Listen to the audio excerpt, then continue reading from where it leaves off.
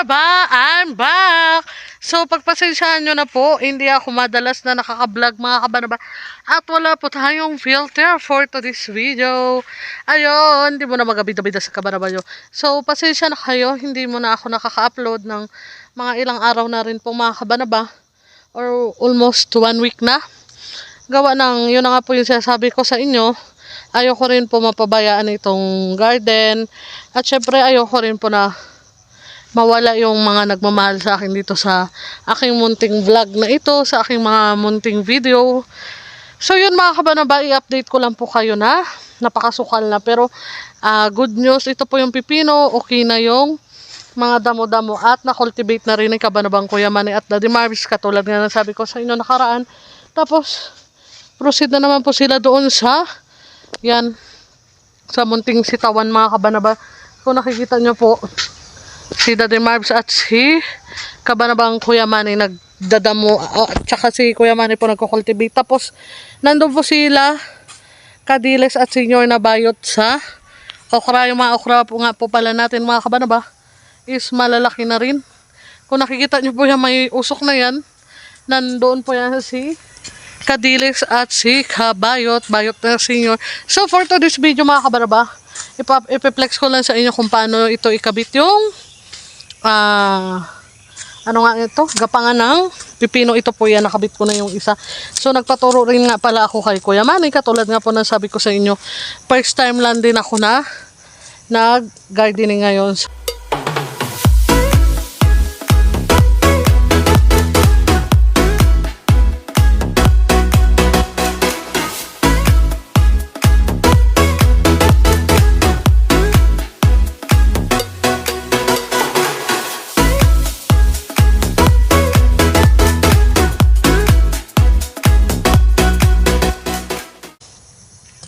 Ipapatong ko, wala na naman akong dalang monopod. So yun, maghahanap po ako ng pwesto para pagpatungan ng aking cellphone. So yun, panoorin nyo lang po yung aking gagawin para kasama rin po kayo. Medyo hapon na rin po dito. Ang oras ay exactly 4 PM. So ito po yung ginagamit namin mga kabanaba, straw. So yun po, kung nakikita nyo, may naputol-putol na po ako, hindi ko na po na-flex sa inyo kanina. So yun, stipot lang kayo mga kabanaba at ako ay magkakabit. So wala mo na nga tayong ibang eksena ngayon. Yun, pero more on garden muna mga kabanaba, kasi syempre tulad nga po ng sabi ko sa inyo nakaraan, ito ay magsisilbing aming hanap buhay. So stipot lang po kayo dyan mga kabanaba at ako ay magkakabit ng talik ng gapangan ng pipino. Ay, ipakabila ko na lang mga kabanaba kasi from behind the light talaga. So yun, nakabit ko na po ito yung isa. Dito na tayo sa kabila. Hiningal pa rin ako.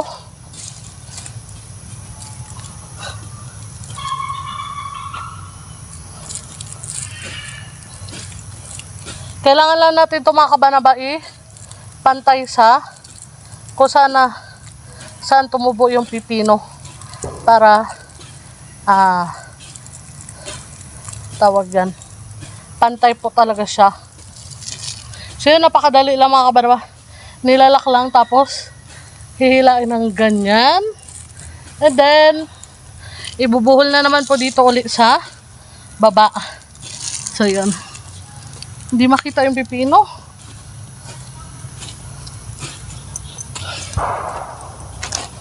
Yung mga kabaraba, nakikita nyo na po. At ibubuhol ko na dito sa baba kasi gumagapang na po yung aming pipino. Di tagal, magabunga na siya mga kabanaba. So para po sa sa aking mga supporter dyan na nagataka kung bakit wala mo nang masyadong upload si Kabanaba nyo.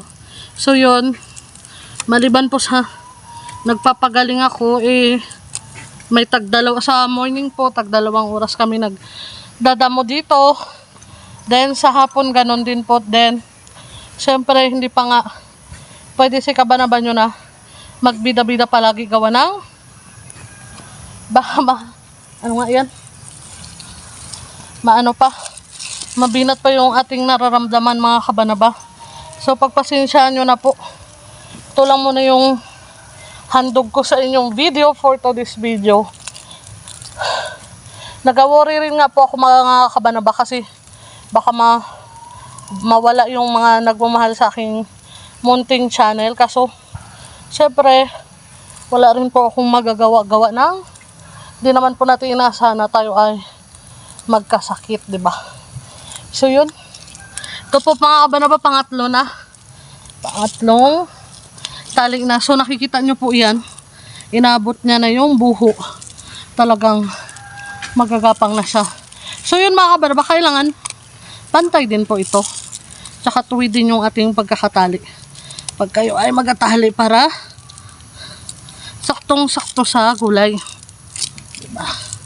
So yun, pag nakita nyo po pala mga kabanaba yung katulad dito sa akin, yung gulay na lumalaki na, nakakatuwa na po talaga. Tapos pag di tayo katulad sa akin din nga, pag di ako nakakapunta dito sa aking munting munting gulayan, nakakalungkot. Sa loob lang ng isang araw na hindi ko mabisita, nalulungkot ako. Para rin talaga siyang baboy, kaibala na baboy may buhay ito siya. May buhay din mga kabanaba, pero siyempre yung baboy kailangan mo pang pakainin. Pero ito, parang ganun din po. Siyempre kailangan mo rin pakainin katulad ng mga abono, diligan sila. Ang kaibahan lang po ng baboy at kulay, mas konti po yung expenses ng gulay. Hindi naman po sila gaano magkalayo, pero mas makakales po talaga. At ang kalaban lang dito sa katulad ng pagugulayan ay yung panahon, katulad ng pag may bagyo. Ayun yung magiging kalaban na naman natin. So yun, idadala ko na po doon yung cellphone para makita nyo yung aking ginagawa dito. So yun mga kabaraba, inilipat ko na yung camera para makita nyo rin po na mabuti yung aking ginagawa dito. Hinihingal na naman po si kabanaba nyo. So dito na tayo sa lane na ito. May nakabit na po ako na 3, pang-4 na po ito.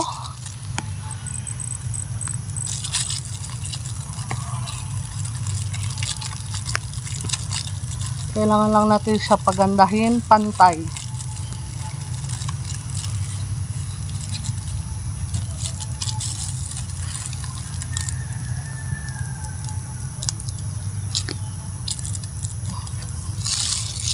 So yan, kailangan pantay po mga kabanaba. Yung camera ko lang yung hindi pantay kasi pinatong ko lang po yan sa aking upuan. Bangkito, kung sa kuyunin pa, bangkituan.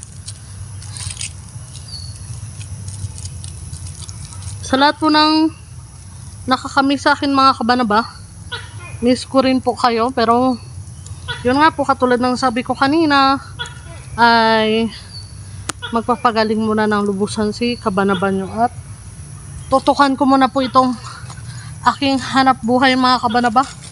Kasi kahapon, tsaka yung mga nakarang araw, nagadamo po kami dito.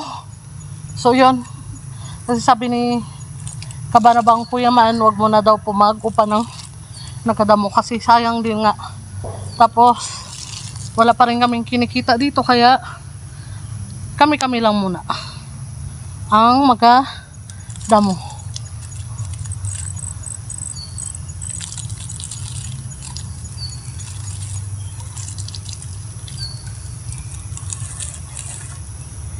Yun, no? Pang ilan na? 1, 2, 4, 5. So, pang 5 na ito yung nakakabit ko mga kabanaba. So, yun po si Daddy Marbs. Patawa-tawa doon, parang pringga. Tinatawanan niya ako kasi nag-vlog nga po ako dito. So, yun, natawa po siya doon. Nagadamo siya.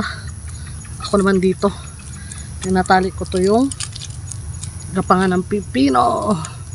Sana magdami yung bungawa ng Diyos para marami rin tayong harvest. Awa lang ng Diyos, diba? Karamdam pa rin kasi ako mga kabanabarang hingal. Hiningal-hingal pa rin po ako. Para sa inyong kaalaman. So yan, tapos na natin. Ililipat ko na naman ulit yung camera. Bakit kasi hindi ko nadala yung aking tripod.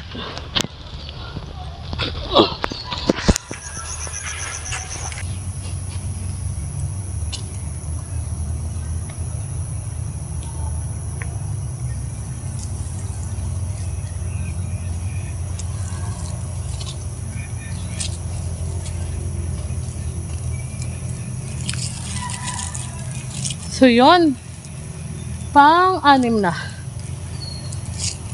Itong sasabit ko na ito.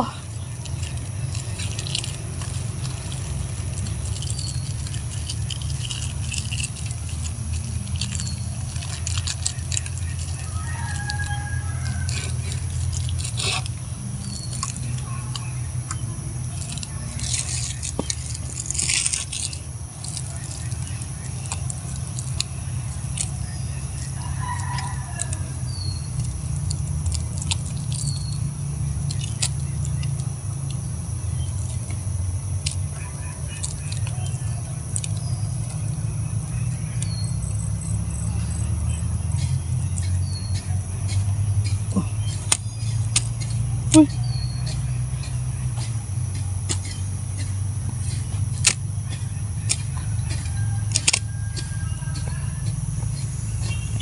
Yes! Pampito na po ito mga kabanaba.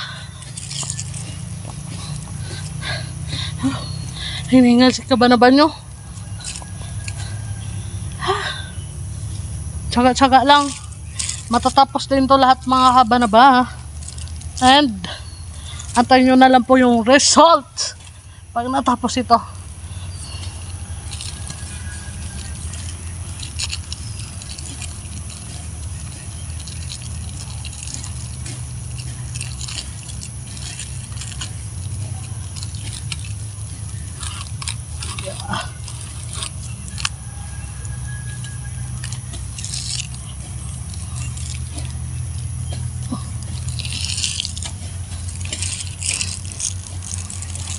Sipot lang kayo dyan.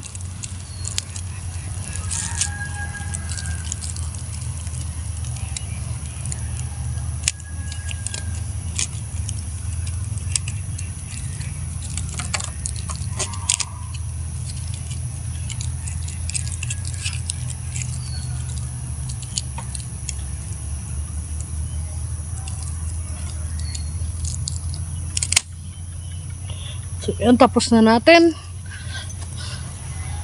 Dito tayo. Madali lang din pala pag nasanay na mga kabanaba ito ikabit. Wag lang mga bit. Char. Hugot. Pag tao bawal ang mga bit ikabit.